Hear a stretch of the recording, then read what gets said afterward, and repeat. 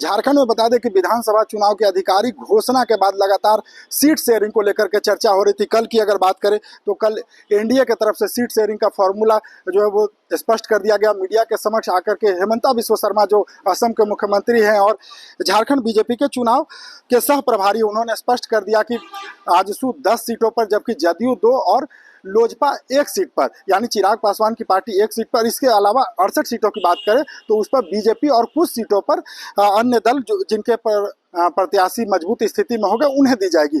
आज की बात करें तो इस वक्त मैं झारखंड के सीएम हाउस में मौजूद हूँ। ये कांके रोड स्थित सीएम हाउस है और मुख्यमंत्री हेमंत सोरेन ने इंडिया गठबंधन की तरफ से कहें तो सीट शेयरिंग का फॉर्मूला तय कर दिया है, जो कि आज की सबसे बड़ी खबर है। बता दें कि झारखंड के 81 में से 70 सीटों पर कांग्रेस और झारखंड मुक्ति मोर्चा चुनाव लड़ेगी, जबकि 11 सीटों की बात करें तो उस पर आरजेडी और लेफ्ट पार्टी यानी माले और उसके साथ ही अन्य जो दल आएंगे वो चुनाव लड़ेंगे। कि राज्य के 70 सीटों पर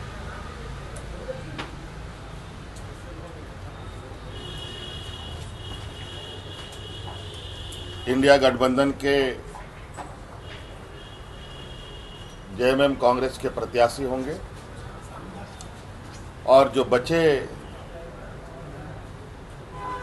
विधानसभा सीट हैं, जो संख्या है, उस पे हमारे सहयोगियों के साथ जो कुछ लोग अभी आ रहे हैं, कुछ लोग दूर हैं, कुछ लोग पास हैं, उनके साथ बैठकर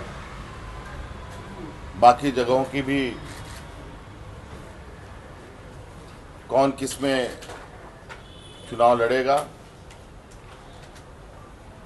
ये तय कर लिया जाएगा। एक तरह से हेमंत सोरेन ने स्पष्ट कर दिया है, हालांकि 70 में से कितने सीटों पर झारखंड मुक्ति मोर्चा और कितने सीटों पर कांग्रेस लड़ेगी इस पर उन्होंने कहा कि जल्द ही ये भी आप लोगों के सामने हो जाएगा। लेकिन फिलहाल 70 सीटों पर झारखंड मुक्ति मोर्चा और कांग्रेस, जबकि 11 सीटों पर आरजेडी और लेफ्ट पार्टी यानी माले या उनके साथ जो अन्य दल आते हैं वो उसमें शामिल हो जाएंगे।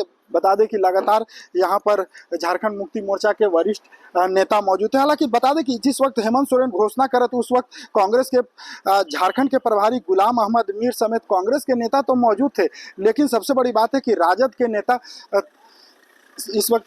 सर, आज सीट शेयरिंग को लेकर के फॉर्मूला तय हो गया। हेमंत सोरेन जी कहे हैं कि 70 और सीटों पर झारखंड मुक्ति मोर्चा और कांग्रेस, 11 पर आरजेडी और अभी कोई ऐसा नहीं ऑफिशियल घोषणा हुआ है।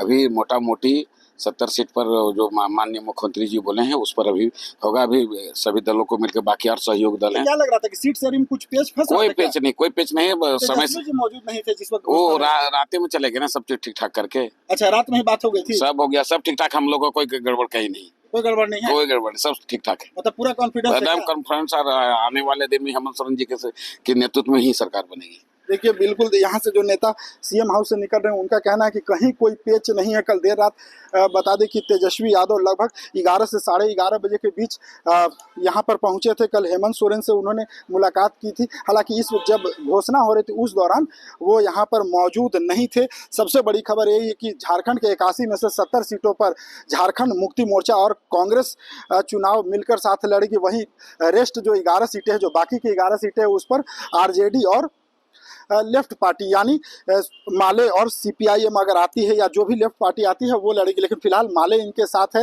राजद है और झारखंड मुक्ति मोर्चा और कांग्रेस। बता दें कि पिछली बार केवल 3 ही दल साथ में थे, जिसमें झारखंड मुक्ति मोर्चा 43 सीट पर चुनाव लड़ी थी, 31 सीट पर कांग्रेस और जबकि 7 सीटों पर आरजेडी। इस बार की स्थिति स्पष्ट हो गई है। हालांकि कितनों सीटों को अभी डिफाइन नहीं किया गया। बता दें कि प्रथम चरण को लेकर के नामांकन झारखंड में हो रहा है। प्रथम चरण में 13 नवंबर को मतदान होना है। वहीं द्वितीय चरण के लिए 20 नवंबर को 23 नवंबर को झारखंड का परिणाम आएगा। प्रथम चरण में 43 सीट जबकि दूसरे चरण में 38 सीटें हैं। स्थिति स्पष्ट हो गई है। नेताओं का ये दावा है कि फिर एक बार इंडिया गठबंधन की सरकार बनेगी। अब तो ये चुनाव परिणाम के बाद स्थिति स्पष्ट हो पाएगी। लेकिन फिलहाल सीट शेयरिंग को लेकर के कह सकते हैं कि चाहे इंडिया गठबंधन की बात हो या इंडिया गठबंधन की, दोनों ने अपने फॉर्मूले तय कर लिए हैं। TV9 के लिए रांची से मैं अशोक कुमार।